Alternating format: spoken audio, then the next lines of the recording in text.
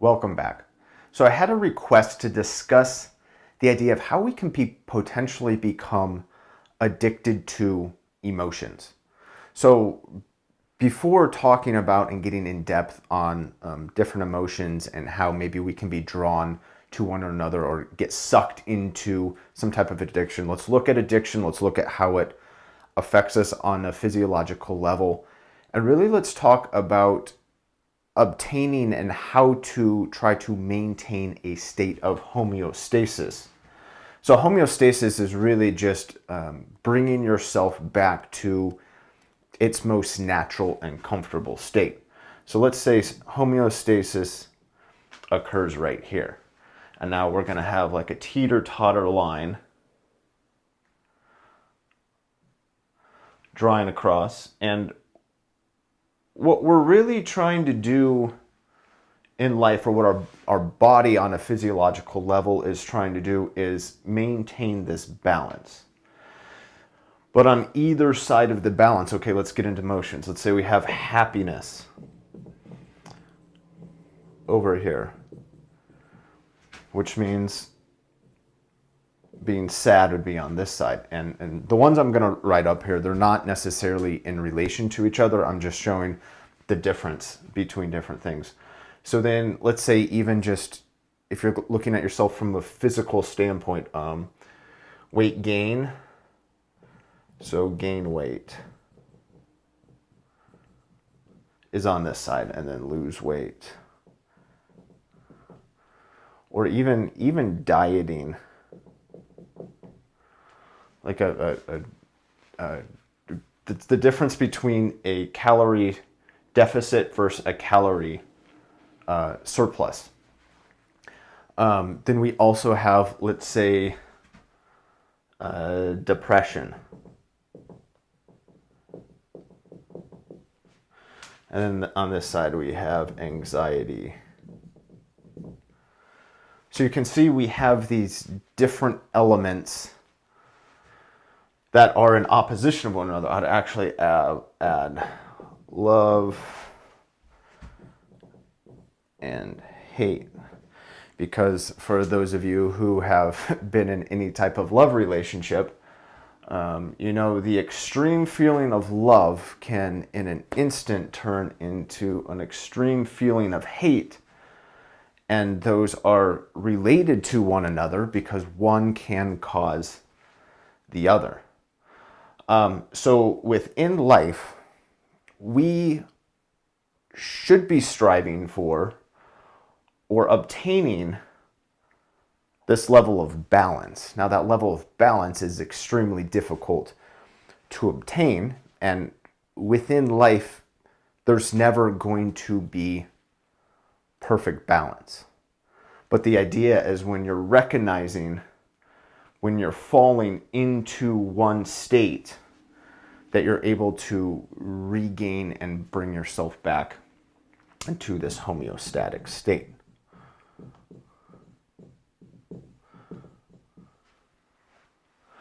So when talking about emotions, one thing that I hear, and it actually drives me crazy, kind of like makes me mad to a sense, is when people talk about, oh, I just want to be happy in life. Now, being happy is, of course, an incredible thing, and I think we all want to obtain and gain happiness throughout life. But if we see that happiness is an emotion and it rides on one end of the scale, if we desire to be happy all the time, then it's going to weigh us down, and then we're going to be out of balance.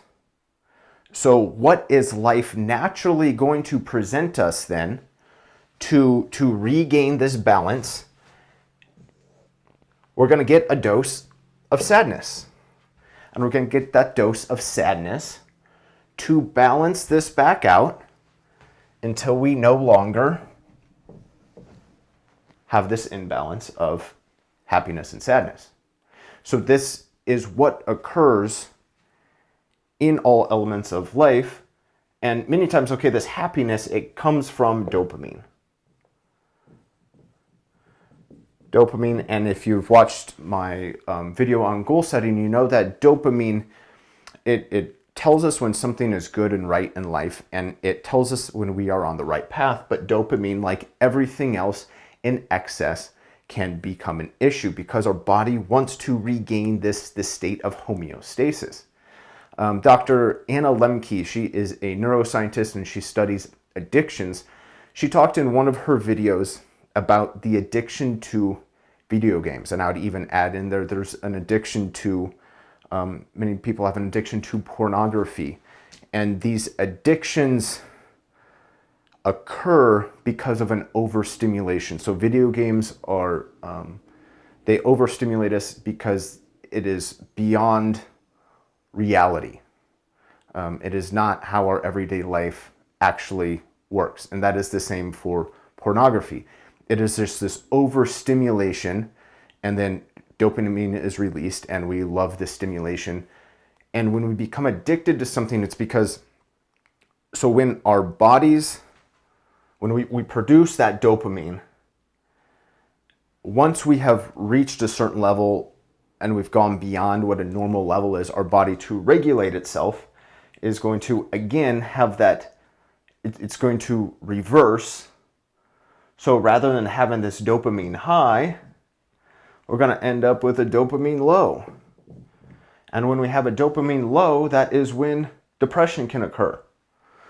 So when we're depressed, what do we want to do? We want to come back to what makes us feel good again. And typically we go back to that exact same stimulant. So for me, for the longest period of time, I dealt with a cocaine addiction. And this was for multiple reasons. One was to feel a sense of connection with something. So to try to obtain that level of connection that I was not providing myself through natural ways, through relationships, just through whatever way you might be able to gain a connection, I was utilizing cocaine as a substance.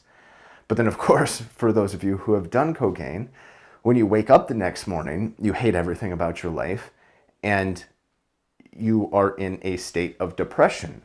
So from going from that state of connection to that state of depression, what would I do to get myself out of that state? Is I'd go right back to the cocaine. So that is where you have this constant up and down cycle, and we're really just trying to gain that state of homeostasis. Now, life is up and down cycles, so we're going to go through those no matter what.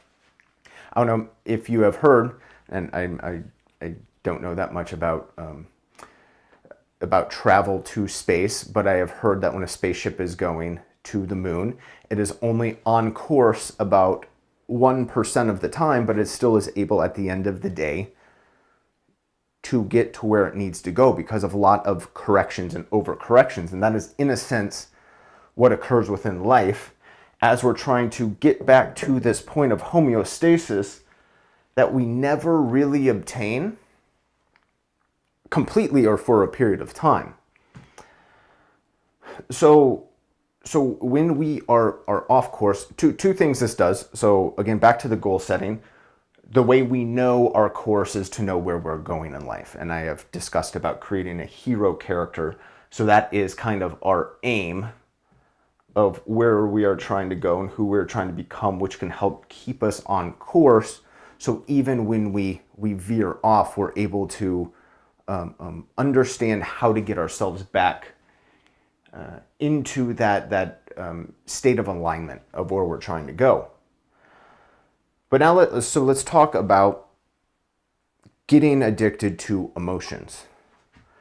Let's talk about getting addicted to sadness. I have known a lot of people who are addicted to sadness, and I would say one of the main reasons why we can get addicted to anything is because of the intensity of the feeling that comes with it.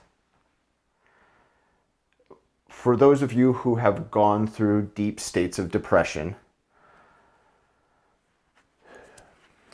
it is a consuming and overwhelming feeling that that sucks the energy out of you, but it puts you into this state of many times thinking about how life has done you wrong, and every element of life that hasn't lived up to the standards that maybe you've imagined it should be there. So many times within that depression or within that sadness, there becomes this easy ability to become attached to a being a victim. So if you become a victim in life, then you've released control of the outcome of your life. So if you're a victim, and many times sadness can create the role of the victim, because how could life be so terrible to put me into this state?